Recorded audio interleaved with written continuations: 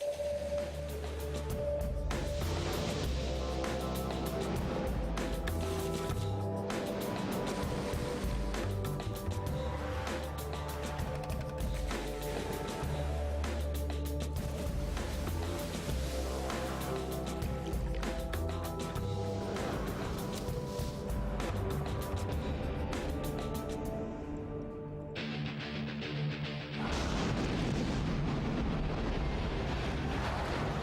June 1995, American fighter pilot Scott O'Grady was on routine patrol over enemy territory in Bosnia.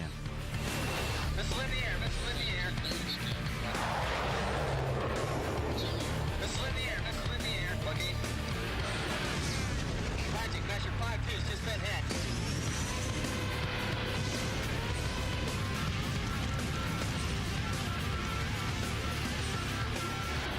Scott O'Grady survived the missile strike, but was now drifting to Earth, miles behind enemy lines.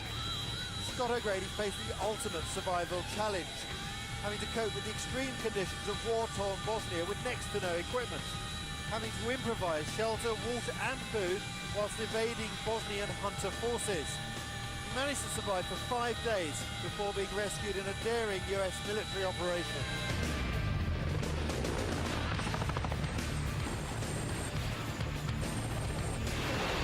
In this programme, I'm going to look at the training fast jet pilots are given to help them survive a situation like Scott O'Grady's. In just a few seconds, a fighter pilot can be catapulted from their jet worth millions of pounds into a Stone Age situation of surviving hand-to-mouth behind enemy lines. Here at RAF St Morgan, fighter pilots are embarking on an intensive 3-week course in combat survival and rescue. The men and women on this course are a mix of fighter pilots, navigators and RAF helicopter personnel. Okay, you've just ejected and your seat's fallen away from you at high level. Go through the drills. Okay. Between them, they've been involved in many theatres of war, including Bosnia and the Gulf, to name a few. At a moment's notice, they could find themselves at war over desert, sea, jungle or the Arctic. That's why over 3 weeks, this group of RAF aircrews are going to be put through an intensive course in combat survival and rescue. That means learning how to find water, how to trap wild animals, And that's simply to use a stick. learning how to make natural shelters, and how to evade capture. Fast jet pilot's most important piece of survival equipment is his ejector seat. In the eventuality that he has to ditch his plane, he first pulls on this yellow and black lever here between his legs. When he does that, he sets in motion a complex sequence of events. In a matter of a few seconds, the canopy above him explodes and shatters so he won't hit it. A telescoping pole extends, and the seat and him are bodily ejected by rockets into the air. He finds himself then suspended by a small drogue parachute that stabilises him, and when he reaches 10,000 feet, a full-size canopy deploys and the seat falls away from him, leaving him suspended with just his seat, which is also his personal survival pack. Go, go, go, go, go! 2/3 of the planet's surface is water, so being prepared for survival at sea is essential. Here they're experiencing what it would actually be like to be dragged by their parachute the moment after impact with the sea. Much of combat survival is dependent on learning specific drills. That way, when a crisis occurs, no one panics or hesitates. Instead, everyone follows the same well-drilled procedures. Aircraft emergency, you end up ejecting 20,000 feet. Pass through 10,000 feet, you leave the seat. What's your first action? Right, check canopy. Yep. Canopy's up and good. Yep. Come down, visor goes up, mask comes off. When you land in the sea, you inflate your life jacket, ditch your parachute, and get into your self-inflating life raft. Timing is critical. In some parts of the world, the water is so cold that you'll die in a matter of minutes if you don't get out. Fast jet pilots who find themselves in this position at sea are completely dependent upon rescue because there's not very much equipment can be fitted in the space under their seat. Basically, in this raft, I've got some stoppers to fix any leaks, a small pair of bellows, a day-night flare, just half a litre of water and a packet of boiled sweets. Not a lot. So you can imagine that the most important piece of equipment, apart from this life raft, is the search and rescue beacon that sends a message via satellite to bring aid.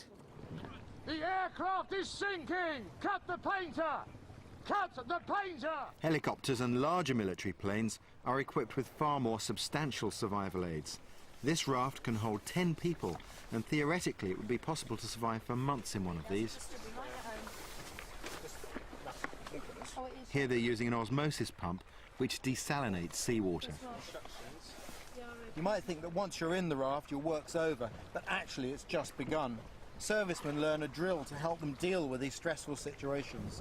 Protection, location, water and food. Protection, well, the raft provides a measure of that. Location, you've got to do things to enable yourself to be discovered and seen. Water, get the osmosis pump out, get it going, get some water on the go. And food, there's a fishing line, use that to try and catch some fish. All of these things keep you busy and improve your morale.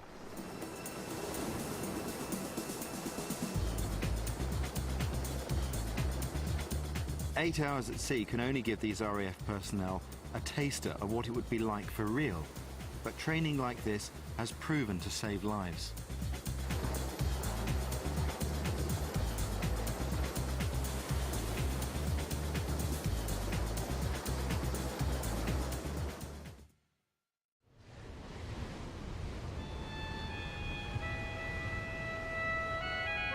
Having completed the sea survival phase, the course moves on to the coastline to look at seashore survival and a whole different set of challenges.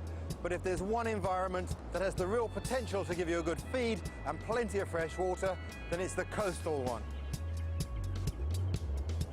The best type of survival food is that which you can pick up with your hands, and at low tide these rocks are covered in nutritious food. Most of the group are collecting mussels, probably because that's what they're familiar with. In fact, mussels wouldn't be my first choice. I'd go for limpets because they're grazers and much less likely to concentrate poisons than mussels do, which are filter feeders.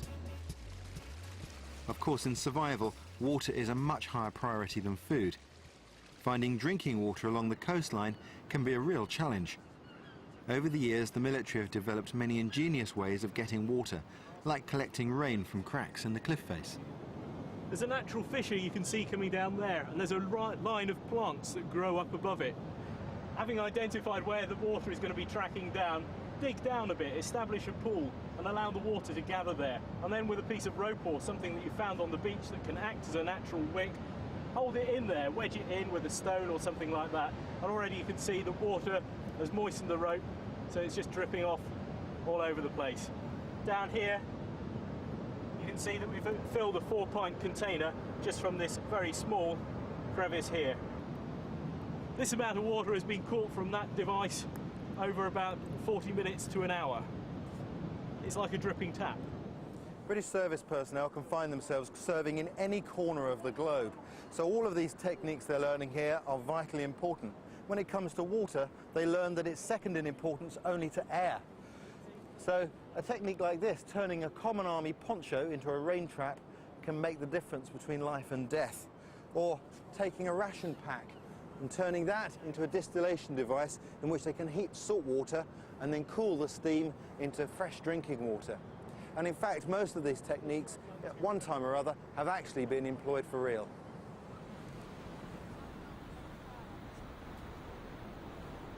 The only equipment available to the students is what they would have with them in their parachute packs if they really did have to eject from their aircraft.